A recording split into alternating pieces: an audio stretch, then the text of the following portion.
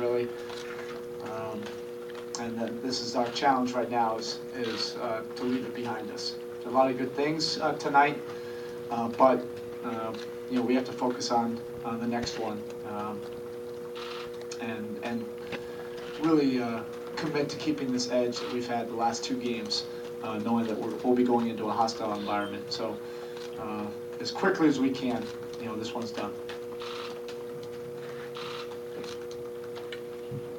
Erik, obviously you prefer to be playing with Chris, but without Chris on the floor, what does that do for LeBron in terms of forcing him to be an aggressive scorer, and what adjustments has he sort of made maybe since game 1 and 2? Yeah, I mean, it just seems, we're required to make these adjustments, and I mentioned that before, but when you lose a big component, you end up you're in survival mode, and you have to find something that works, and doing it in these heightened, pressure-packed moments. So we need LeBron to play part of the role that Chris gave us, and facilitate at the high post. But he also has to be aggressive.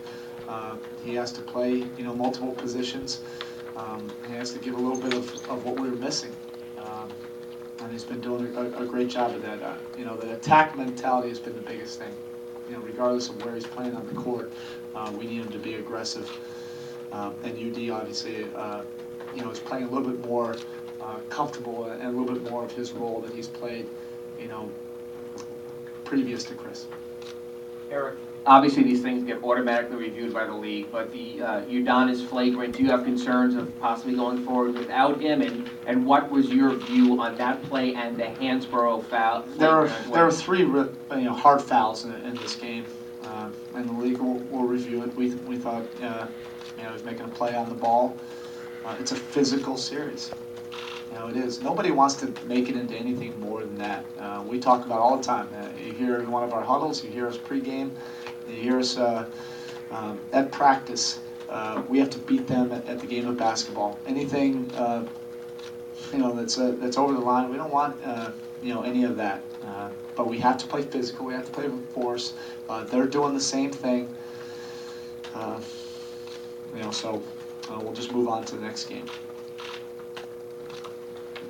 Shane Battier, his shot was really well tonight. Was he just knocking down shots, or is it anything else? And also comment on that transition game.